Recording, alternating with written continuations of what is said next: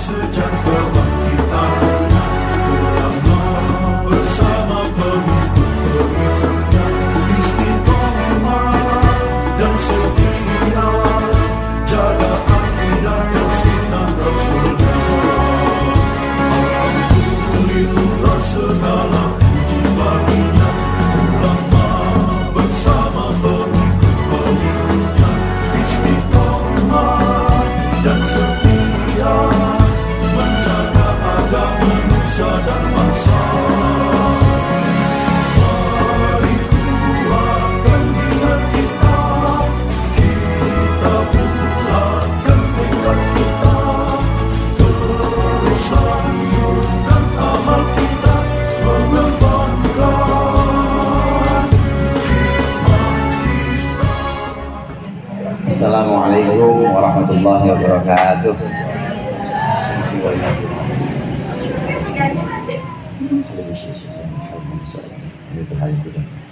Al-Fatihah. A'udzubillahi minasyaitonir rajim. Bismillahirrahmanirrahim. Alhamdulillahirabbil alamin.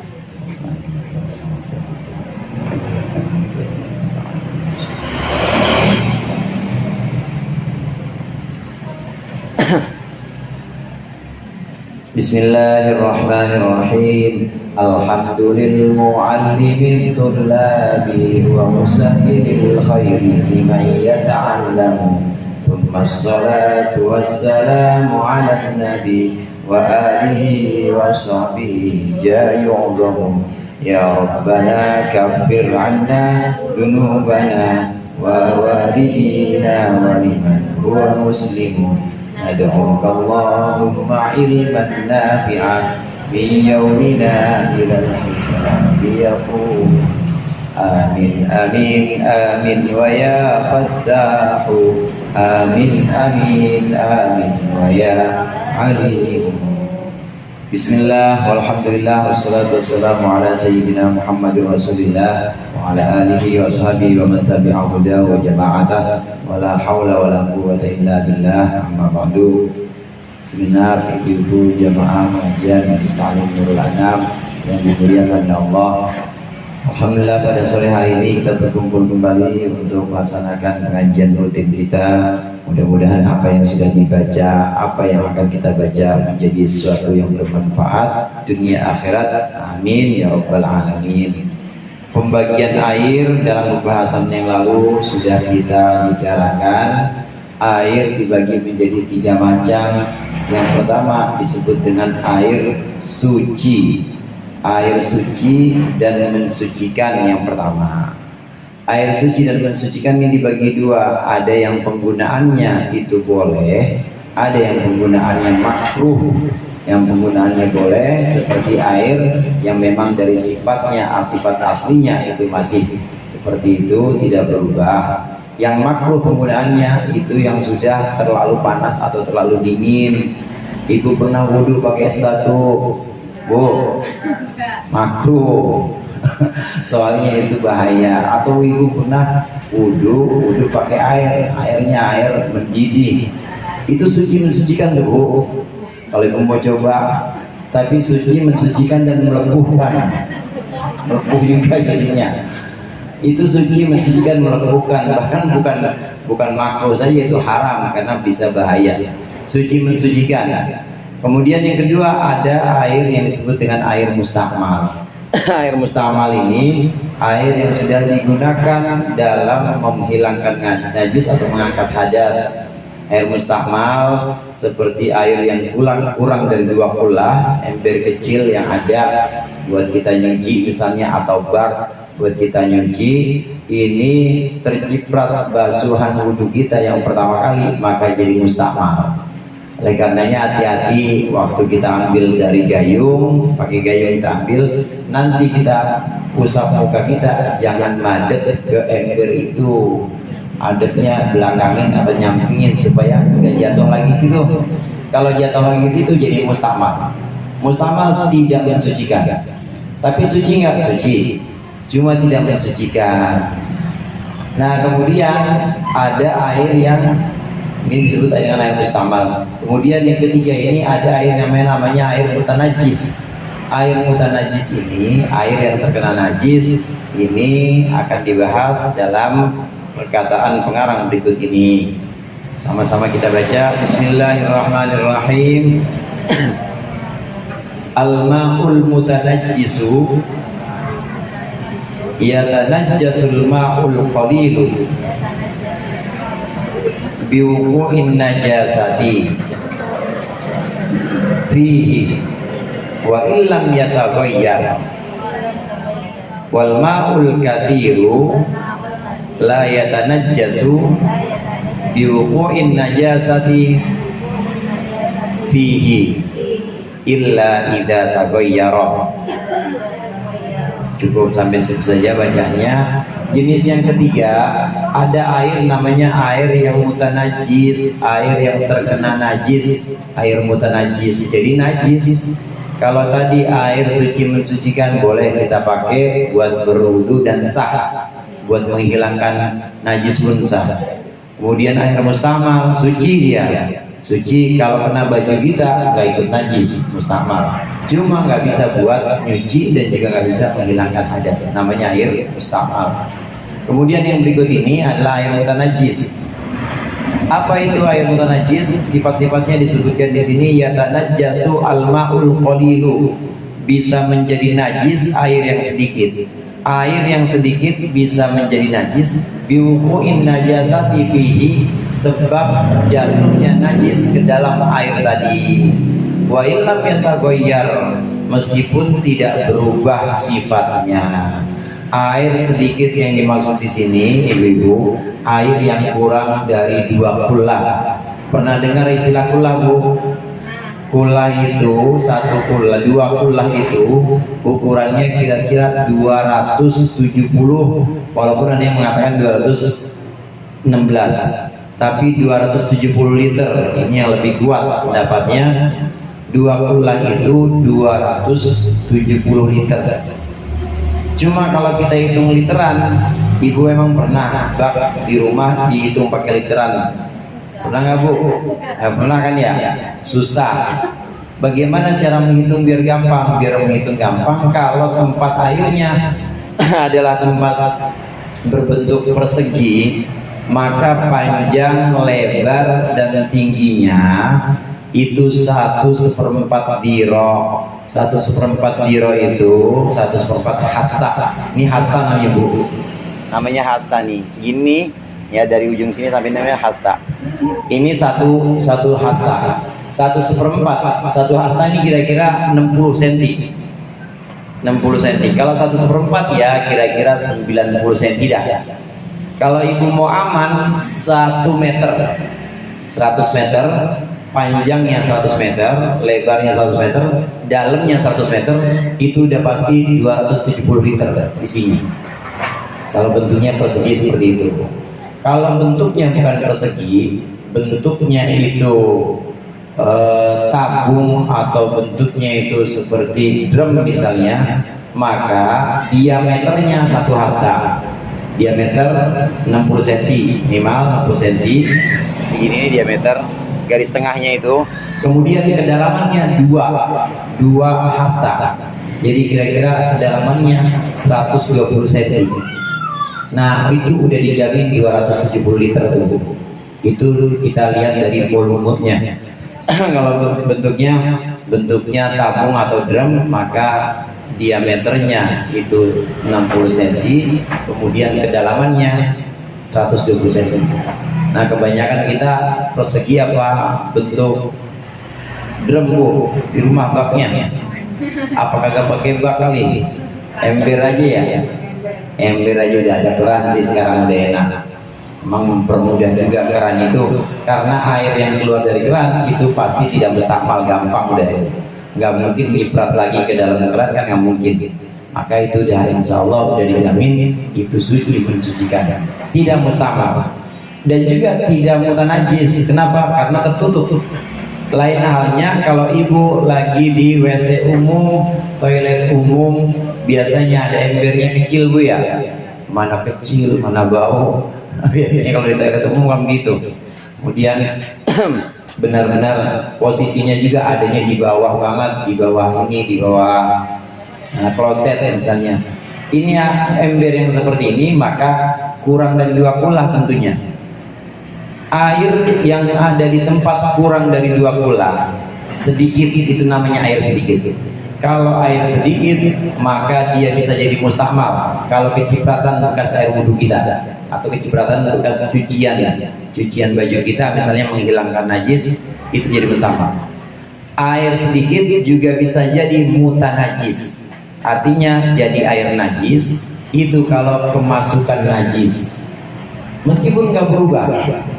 Air 1 ember yang biasa ada di rumah kita, kemudian kemasukan ada tai tikusnya, Bu.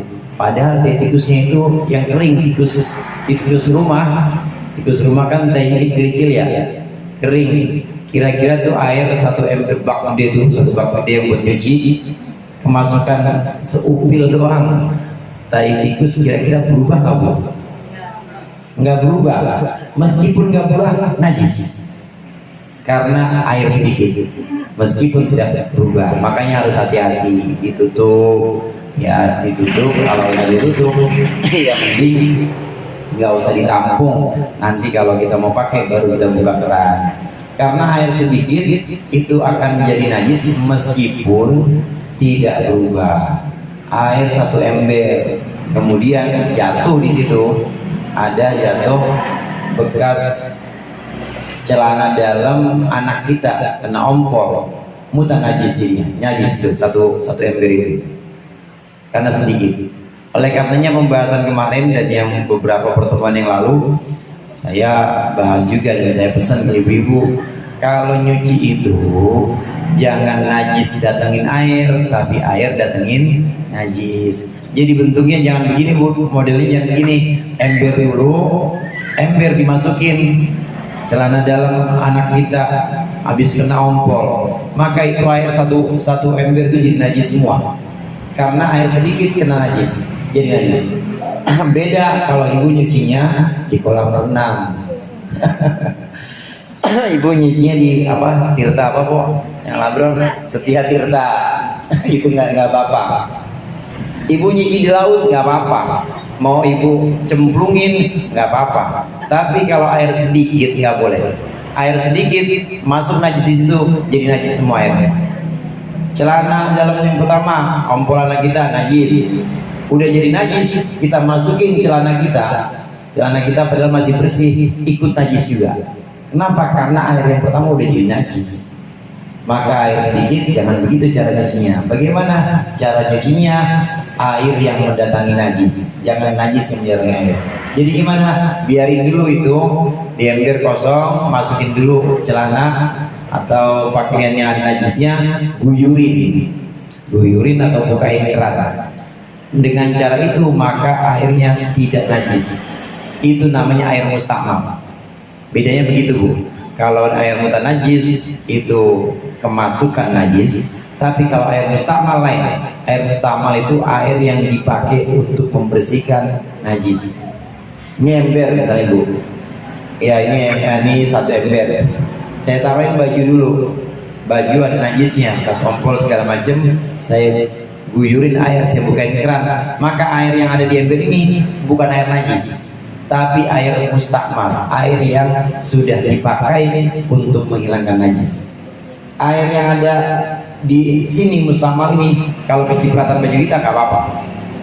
Beda sama yang pertama tadi, najis datengin air dulu. Ini yang salah nih, air dulu, celana najis datengin air, ikut najis semua. Ini air yang di ember, air mutanajis, kena najis atau air yang menjadi najis. Kalau kecipratan pakaian kita najis juga. Itu caranya, Bu. Bisa dipahamin, Bu. Ibu nyuci sendiri apa laundry? Sendiri. Iya, itu cara nyuci pakaian, cara menghindari supaya jangan sampai air itu jadi air najis. Kemudian ini air sedikit bisa jadi najis meskipun tidak berubah. Kalau contoh pakaian tadi mungkin sudah bisa berubah, warnanya, bau dan rasa berubah. Tapi meskipun tidak berubah, kalau airnya sedikit, meskipun tidak berubah warna, bau dan rasanya, kalau air sedikit tetap najis. Tetap najis. Ada air 1 ember atau ya ember bak yang besar itu, kemudian kena darah setetes itu berubah nggak kira-kira warnanya? Nggak berubah, najis tetap karena air sedikit. Ini ukurannya atau takarannya adalah sedikit atau banyaknya. Kalau kurang dari 270 liter maka dikatakan air sedikit, harus hati-hati. Orang tua kita dulu biasanya bikin bak itu gede-gede, itu untuk menjaga aman, supaya kita aman. Begitu juga di pondok-pondok dulu, di pondok-pondok baknya gede-gede, itu bisa wudhu di situ, maka jatuhan air wudhu dari basuhan muka nggak membuat mustakmal, nggak membuat air itu tidak sah dipakai, enggak, tetap sah karena lebih dari 2 bulan, gede emang. Ibu pernah ke masjid, sebelum masuk ke tempat wudhu ada cucian kaki dulu. Pernah Bu? Itu air lebih dari 2 bola, dalam itu Bu. Kalau ibu nggak percaya, buka aja tralisnya, buka itu dalam. Ini air, ya ini air yang lebih dari 2 bola. Meskipun kaki kita najis, masuk ke situ nyemplung, itu kan namanya najis datengin air.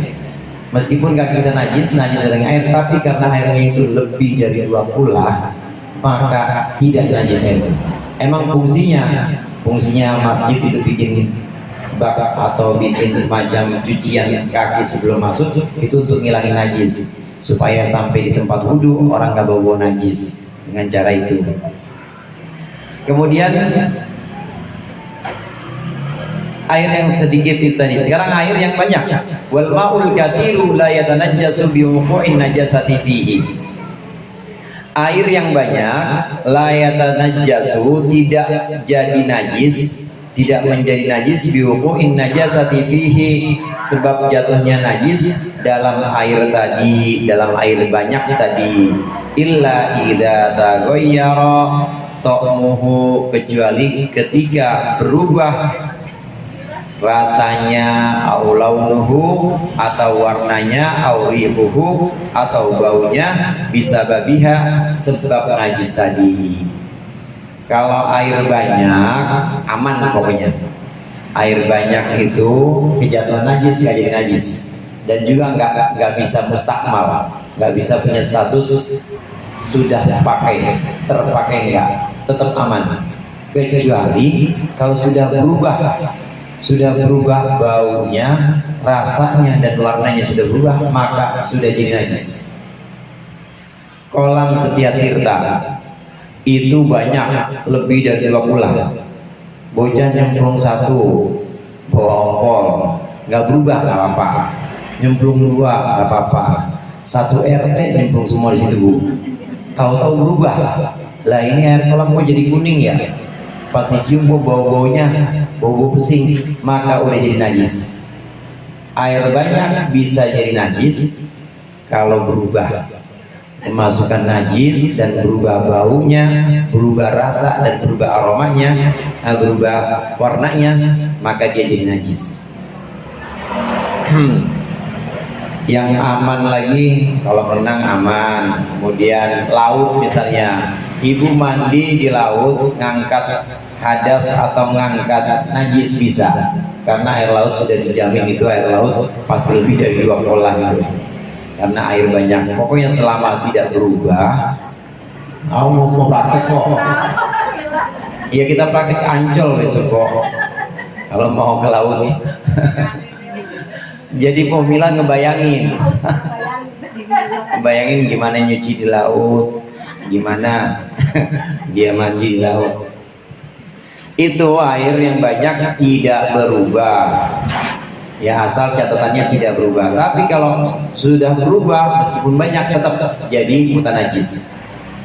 Wa idza zala taghayyuruhu bi nafsihi aw bima'in, ketika sudah hilang perubahan airnya binafsihi dengan dirinya sendiri, au bima'in atau dengan sebab tambahan air, yasiru tahirun mutahhiron, maka jadilah air banyak itu sebagai suci mensucikan.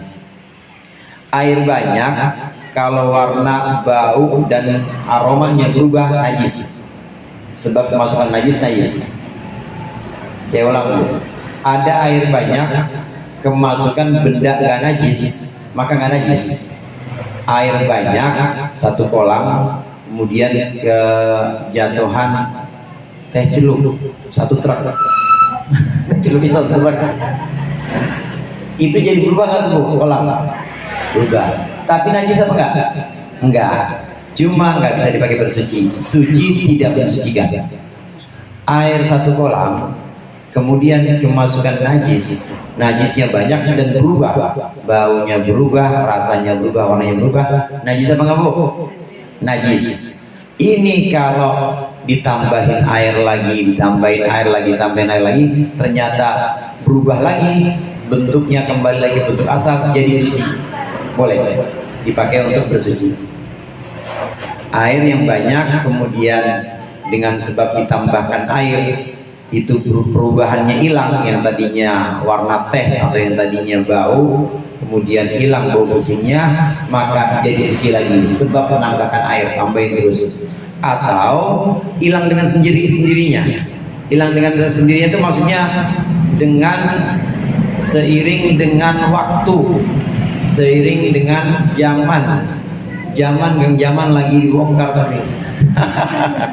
Seiring dengan perkembangan zaman, maksudnya ini air didiemin gitu aja, ditambahin air yang enggak ditambahin obat juga enggak, tapi tahu-tahu berubah, seiring perubahan waktu berubah jadi kayak air biasa lagi, suci. Dari sini bisa kita simpulkan, air banyak yang sudah najis atau air banyak yang mustakmal, kalau bukan mustakmal, yang berubah warnanya seperti air teh tadi, kalau dia berubah dengan sendirinya kembali kepada sifat asli air itu, maka jadi suci mensucikan kalau berubah dengan sendirinya. Atau berubahnya dengan ditambahin air lagi, jadi suci mensucikan.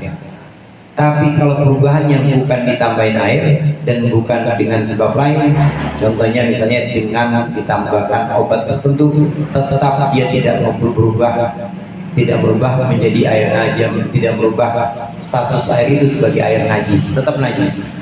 Orang ditambahin tapi tambahannya bukan air, tambahannya barang yang lain, zat-zat yang lain, maka tidak akan bisa menjadi suci. Ini catatannya. Perubahan yang dimaksud di sini harus sebab sendiri, perubahan seiring waktu, atau perubahan dengan ditambahkan air yang suci. Wa idza zala, udah sampai di situ. Wala yathuru idza zala. Nah, ini yang tadi kita maksud. Wala yathuru idza zala taghayyuruhu bi syai'in akhar, dan tidak menjadi suci idza zala taghayyuruhu, ketika hilang perubahan air bi syai'in akhar, dengan sesuatu yang lain. Sesuatu yang lain kalau bukan air yang dimasukin, atau bukan berubah sendiri tapi berubah dengan sesuatu yang lain, dikasih obat atau dikasih sesuatu yang lain, maka air itu tidak berubah, atau air itu tetap menjadi air mutanajis kalau asalnya mutanajis, tetap menjadi air mustakmal kalau asalnya mustakmal. Yang paling aman memang, Bu, kalau dipakein air lagi. Kalau ada tambahan air lagi, ibu tambahin air lagi, maka itu bisa berubah menjadi air suci, mensucikan lagi. Ini air mutanajis yang dalam keseharian kita itu kita perlu perhatikan cara cuci baju kita, kemudian juga cara kita berwudu atau cara kita mandi. Alhamdulillah sekarang sudah ada keran, kemudian sudah ada toren tampung. Toren itu 20 lebih, Bu. Ibu kalau mau wudu dalam toren juga nggak apa-apa. Nggak bakal mustakmal itu, Bu, karena udah 20 lebih. Orang dia udah paling sedikit aja 500 liter ya, 500 liter, ada yang 1000 liter, karena ukuran 2 kula itu 270 liter. Nah, nanti kita akan bahas juga tentang macam-macam najis. Ada najis yang diampuni dan ada yang tidak diampuni dalam air. Ini untuk gambaran pertemuan yang akan datang. Di rumah kita itu ada ember kamar mandi misalnya. Itu ember yang memang tempatnya di kamar mandi. Biasanya yang suka ada dekat-dekat air itu, yang ibu tahu ya bu, yang suka ada dekat-dekat air itu binatang-binatang apa bu kira-kira? Kecil, binatang kecil. Kalau binatang gede jangan. Kelabang, betul, misalnya kelabang. Kelabang itu ada darahnya nggak bu? Ada darahnya. Saya maksud di sini darah yang ngalir. Nggak ada. Kalaupun ada, itu sedikit banget, paling setetes. Status kelabang ini kalau mati bangkai, bangkai najis. Air 1 ember kemasukan bangkai kelabang, maka itu najisnya najis, tapi ma'fu atau diampuni. Itu najisnya diampuni karena kemasukan bangkai hewan yang memang tidak ada darah mengalir. Tapi kalau hewannya bangkai hewan yang memang darahnya banyak, contoh ikan kembung ada darahnya bu. Ibu kalau bersihin ikan darahnya banyak nggak tuh? Iya, dibanding sama darah kelabang banyak itu. Itu artinya kalau kita potong pakai pisau, kita begini kan netes darahnya, tes. Nah itu artinya ada darah yang banyak.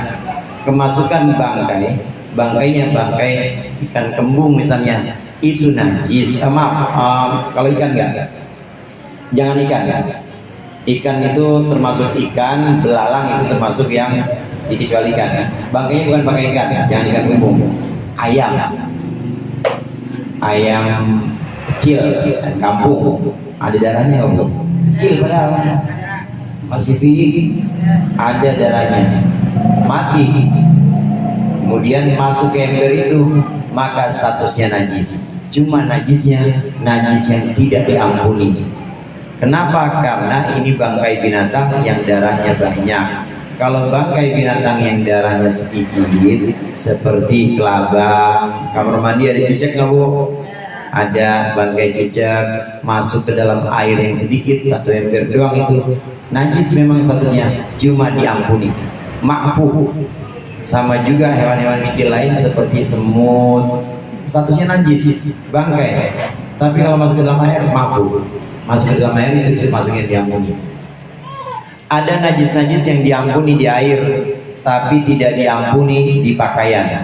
Seperti yang tadi saya sebut, bangkai cicak, bangkai kelabang, itu diampuni di air, tapi tidak diampuni di baju.